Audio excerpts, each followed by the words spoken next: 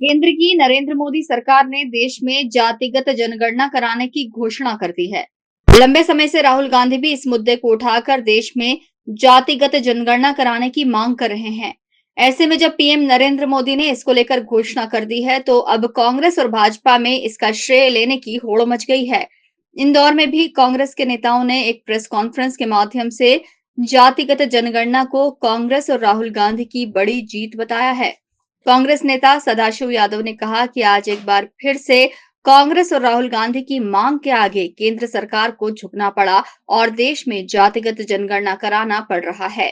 सदाशिव यादव ने कहा कि कांग्रेस और राहुल गांधी द्वारा देश के जरूरी मुद्दों को उठाया जाता है, लेकिन भाजपा के नेता हमेशा उसमें रोड़ा लगाते हैं और इसका विरोध भी करते हैं। लेकिन आज एक बार फिर से राहुल गांधी की जीत हुई है और अब देश में जातिगत जनगणना होने जा रही है। इसका श्रेय राहुल गांधी को ही जाता है। पूरे मध्य प्रदेश में एक साथ आज हर जिले में ये पत्रकार वार्ता रखी गई है। केंद्र सरकार जनगणना के साथ 2026 में जातिगत जनगणना भी करा रही है।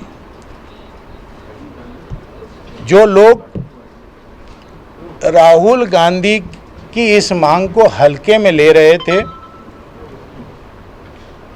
जिस तरह से उन्होंने सदन में दहाड़ा, गली और मोहल्ले से लेकर के डगर डगर नगर नगर चले, कारवां बढ़ता गया।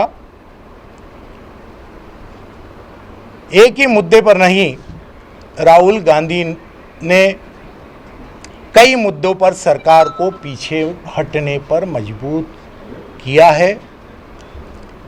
ये आवाज़ जब निष्पक्ष होती है, ईमानदार होती है, दृढ़ता की होती है, संविधान के दायरे की होती है, अपनों को खोकर के कुछ सीखते हुए आगे बढ़ने की होती है, देश को एक रखने की होती है, तब जीत मिलती है। और ये जीत राहुल गांधी की जीत है, सिद्धांतों की जीत है और आम आवाम की जीत है। इसलिए कांग्रेस आज पूरे प्रदेश में एक साथ पत्रकार वार्ता कर रही है और हम बताना चाहते हैं इन वीडियो के माध्यम से कि क्या चेहरे थे कल तक और आज वो मिठाई बांट रहे हैं चौराहों। ये पत्रकार वार्ता आपके माध्यम से इसलिए कराई जा रही है कि जिस तरीके से पूरे देश में जो आवश्यकता थी जातिगत जनगणना की, ये जनगणना की आवाज़ जो राहुल गांधी जी उठा रहे थे सदन में, तब भाजपा के नेता, मंत्री, विधायक और यहाँ तक कि गृह मंत्री अमित शाह तक इनकी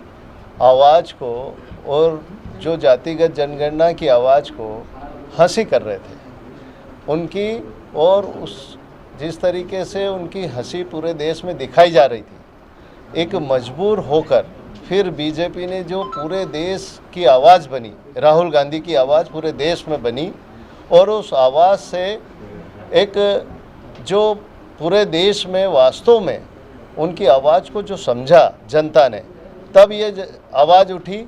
तब कहीं न कहीं नरेंद्र मोदी जी को ये मालूम पड़ा कि वास्तव में देश में जातिगत जनगणना की जो आवाज़ उठ रही है वो सही है, हमें भी मजबूरन उन्होंने कराना पड़ी।